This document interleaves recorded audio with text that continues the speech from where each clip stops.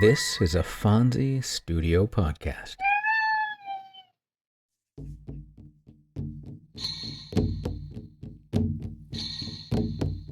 Welcome to Tales from the First Nations. I'm Jay Idle, and every week I'll share with you a tale and ancient wisdom of the native tribes of North America. I'll be joined by my cats, Dawa and Fonzie, who will undoubtedly make their presence known at some point, so I might as well just list them as co-hosts. We hope you'll enjoy the tales and wisdom, raise your vibration, and enrich your life with us every week. Welcome, friends. Welcome to the 80th episode of Tales from the First Nations. I'm your host, Jay Idle. There seems to be quite an emphasis on tricksters this season. We spent time with Raven and Blue Jay, so we might as well add Mink to the list. In Native American traditions, the mink symbolizes cleverness, curiosity, and adaptability. As a small but skilled hunter that moves easily between land and water, the mink represents resourcefulness and survival through intelligence rather than strength. Tribes of the Pacific Northeast and Great Lake regions often portray Mink as a trickster-like figure whose quick thinking and impulsive actions reflect both ingenuity and human flaws. Spiritually, the Mink served as a cautionary teacher. Stories frequently showed Mink getting into trouble because of greed, arrogance, or poor judgment, and they emphasized the importance of self-control and awareness. Through humor and misadventure, Mink's symbolism reminds communities that intelligence must be balanced with wisdom and that adaptability without respect can lead to consequences. I remember watching old movies and TV shows with my parents when I was a kid, and there were always some ladies who wore mink coats. It wasn't until I was older that I found out that mink was an animal and not just a type of coat. Ooh. So, in honor of the mink and my ignorance, we shall celebrate the mink with 3 stories today. Dawa's very excited about that. Our first story is a very short Cherokee story that explains why the mink smells.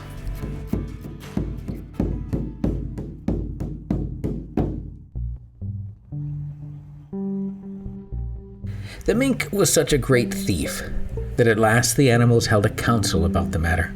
It was decided to burn him, so they caught the mink, built a great fire, and threw him into it.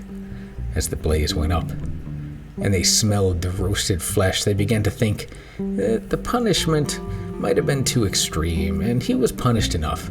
He'd probably be better in the future, so they took him out of the fire. But the mink was already burned black, and is black ever since. And whenever he is attacked or excited, he smells again like roasted meat. The lesson did no good, however, and he's still as great a thief as ever.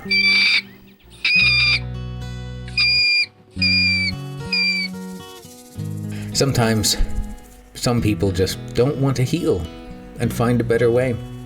That seems to be the way with Mink. At least his smell can warn us of his arrival and remind us of his bad intent. Our next story is from the Chinook people, and Mink learns a lesson about such things.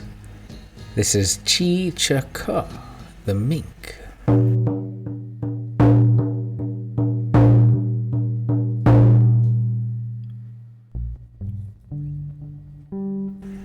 Mink was a snooping individual. One day, when making his way through the forest, he climbed to the top of a split-off cedar to get his bearings. From there, he could see a lake. On the beach was a man busy with a canoe. Mink came down and approached the man, who was loading it up with carcasses of deer. After exchanging greetings, he asked if he could help, and the man agreed. When the deer had been loaded, Mink made a mental count of them. There were 10. Now, thought he, here's a chance to get something to eat. He asked if he could go along to the stranger's village, and he was assured that he could. Getting into the canoe, he took a paddle with which he worked industriously to get across the river. At last, they came to a village that was set back 50 yards from the bank. Suddenly, he observed that the deer were being unloaded out of the canoe and put into the house. This looked strange to the mink, as he did not see any people around. He asked the man how many houses were in the village. The man replied, 40, and in each house lived 30 people. Dawa is very excited about this story. Mink thought he would take a look around, so going into the dwelling places, he found lying around stone knives, spears, and bows and arrows. The fires were burning, heating stones to be put in the wooden boxes, filled with water to boil food. Also, others on which to roast the deer that had been in the canoe. It seemed as if a meal were being prepared. In every house he visited, it was the same. No people were visible. Then the cunning and greed of the mink got the better of him. Why not take what he wanted, load the canoe, and leave for whence he came? With that in mind, he got into the canoe with all it would hold and paddled away about 200 yards when the canoe was pulled back by an invisible cord. Try as he would, he could not paddle more than 100 yards from the shore after that. He was always being pulled back. After paddling in the hot sun almost all afternoon, sweating, tired, and hungry, Mink had to give up and assume his animal form again, and then swam in the opposite direction towards the bank. Mink never again went to the town of the invisible people.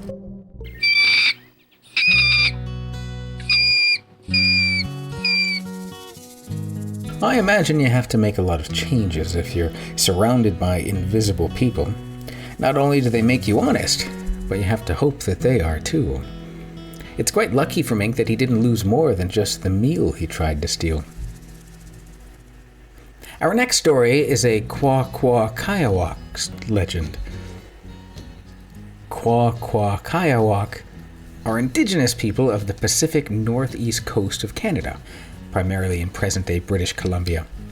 They traditionally lived in coastal villages and relied heavily on the ocean, harvesting salmon, shellfish, seals, and whales, while also hunting and gathering forest resources. Society was organized into clans and families, with strong traditions of leadership, inheritance, and social responsibility. Kwa-Kwa-Kayawak culture is especially known for its potlatch ceremonies, which affirmed status, honored ancestors, and redistributed wealth within the community. Their rich artistic traditions include carved masks, totem poles, and ceremonial regala, often used in complex dances and winter ceremonies. The ceremonies were used to tell ancestors and spiritual stories as well. Today, the Kwa-Kwa-Kayawak continue to preserve their language, art, and ceremonial practices while asserting their cultural identity and sovereignty. The name of Mink in their language means made like the sun. Mink thought his father was the sun. So to understand these stories, you must remember that the Pacific Northwest coastal people had a cosmology with a water world where the salmon and blackfish, orca whales, devilfish, this is where they all assumed human form and had their lodges. There was also a sky world above the clouds where the sun and moon dwelled, also in human form, in their lodges. The sun wore a great shining mask and carried his torch across the sky every day. So today's tale concerns the mink, with his wonderful shiny fur cloak, and a vain spirit and musky aroma. Ironically, the mink, whose pelt is worn by so many, is a symbol of status and pride, took a great fall because of his boasting pride. Mink, a trickster like Raven, is always a rake, dashing and handsome, but also lusty, dissolute and lewd. One of Chief James Wallace's stories has him going through a succession of wives that displeased him. Kelp, frog, boulder, cloud, finally finding happiness with lizard. Another coastal Salish story had Mink tricked by devilfish, an octopus, and he was held captive at the bottom of the river until he told her his father the sun would dry up all the devilfish unless he was released. So today we will hear Mink and the Sun.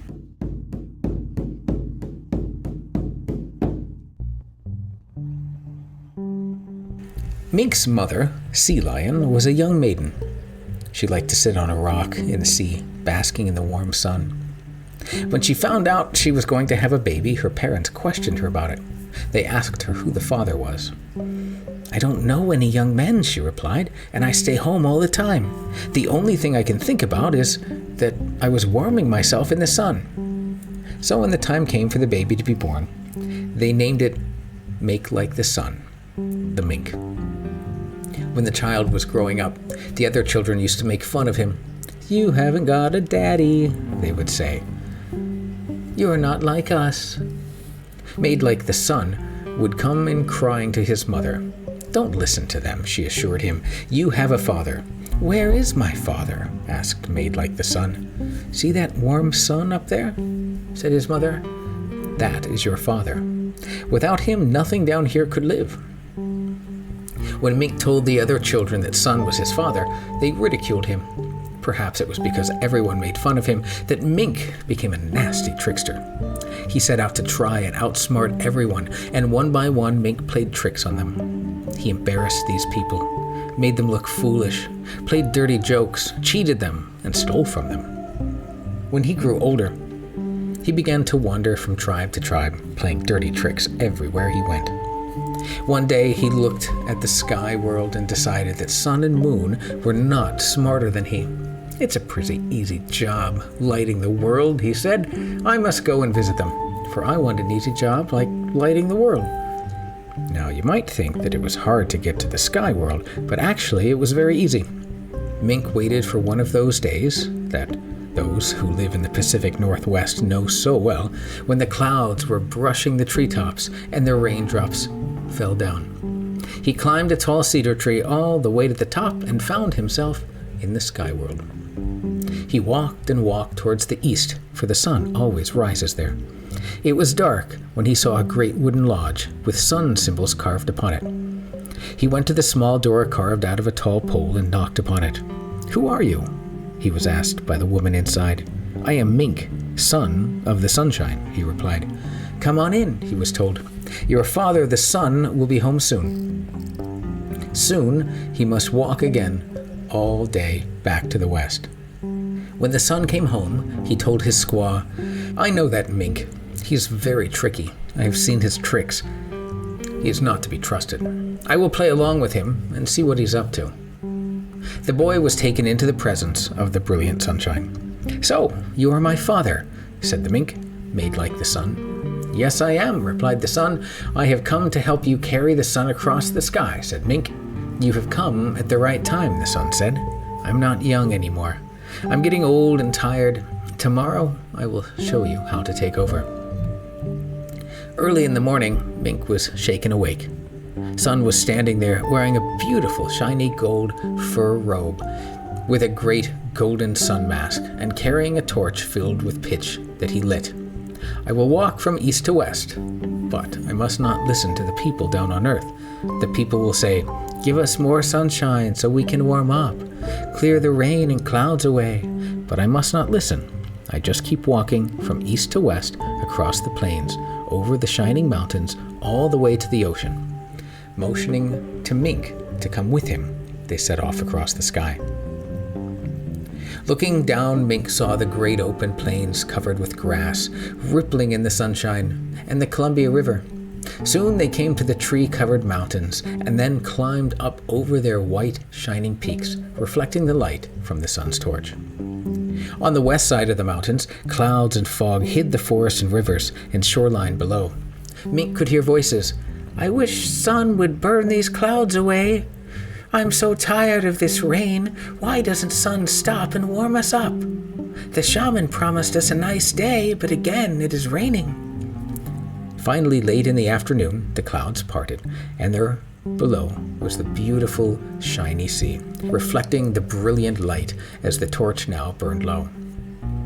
On the way home to the sun's lodge, they passed the moon, pale compared to the sun. The next day, Mink begged and begged to be allowed to carry the torch, but Sun said he was not ready for that. But Sun let him wear the shiny robe and the shining gold mask as they set off on their journey. This time, great white clouds were drifting across the plains, as Thunderbird flapped his wings with loud thunder and lightning flashing in his eyes when he blinked.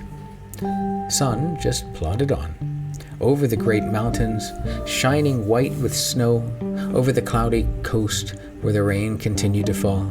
Again they heard the voices pleading for sunshine and warmth and an end to the rain, all the way again to the sea. The third day, Mink again begged to carry the torch, and this time Sun let him. However, Sun insisted he must go along.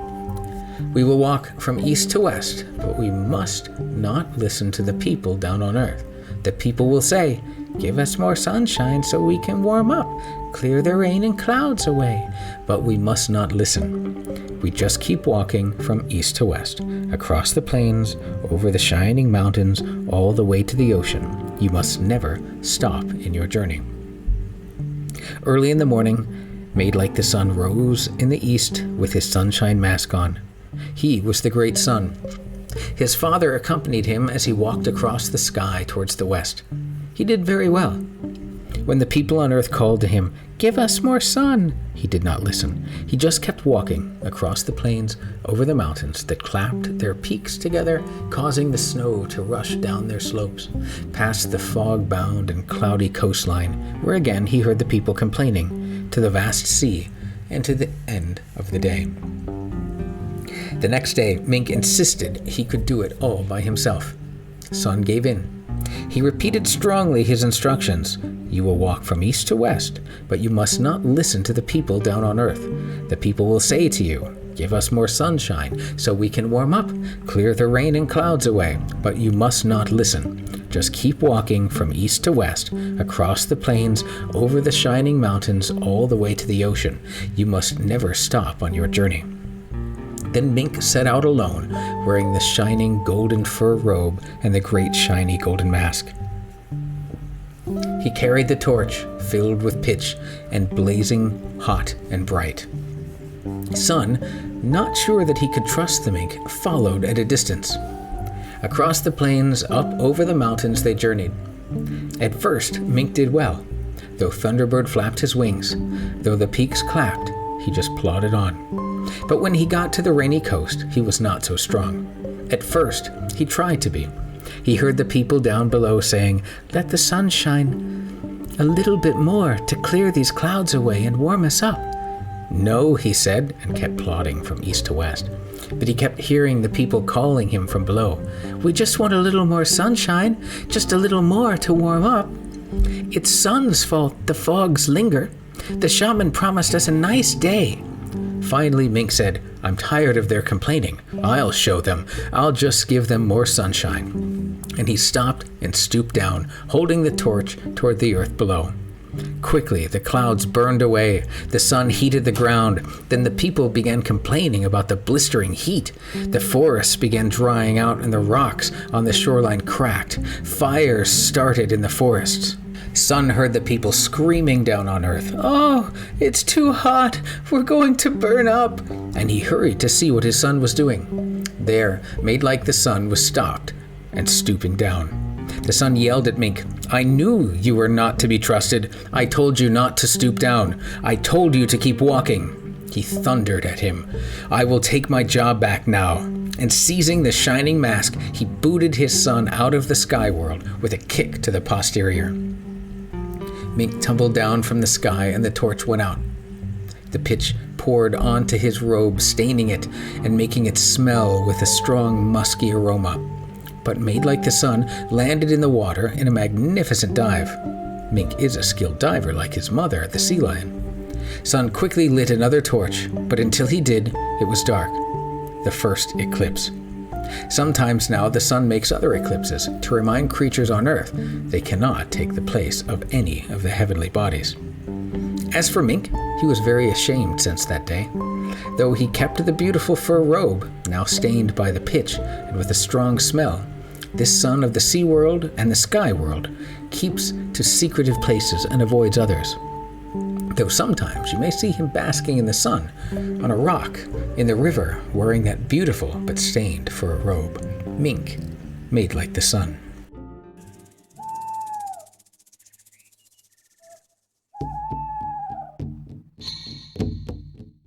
It can be dangerous to give people what they want, because they often don't know the things that they think they want are a problem for them. That's why it's wise of the son to stick to his path and know that it was better for the people than to give them what they asked for. It's with respect and gratitude that I offer you my blessings and thank you for sharing your journey with me and sharing your time with me on this podcast. I wish you well and look forward to sharing another story with you next week. Go in peace, return in peace, and may you be well. If you enjoy the podcast, please like and review us in your podcast service so that we may grow further. And feel free to reach out to us in the contact information if there's a topic that you would like us to address. Our first story, Why the Mink Smells, came from sacred-texts.com and can be found in collections of Cherokee myths and traditional animal stories, such as those recorded by ethnologist James Mooney in History, Myths, and Sacred Formulas of the Cherokees. Chichaka the Mink also comes from sacred-texts.com and can be found in the Thunderbird Tutuch Legends by W.L. Weber from 1936. Then Mink and the Sun comes from elderberry.net, ELDRBARRY.net. He has a lot of wonderful stories on there that I think you'll enjoy reading or listening to. He cites two sources where you can find this story: Longhouse Legends by Emmett Matson and Quacool Legends as told by Pamela Whitaker by Chief James Wallace. For more great stories and legends, join me next week for another story here on Tales from the First Nations. I'm Jay Idle, and I'll talk to you next time. Music is provided by my dear friend Scott Brocklesby, and our podcast Image of the Moon was provided by Mark Lawton. The mid-episode singing comes from our friend Dawa. We'll see you next time. All right, that's it. How'd we do, Dawa? Awesome. Phones? Excellent. Then I'll share it.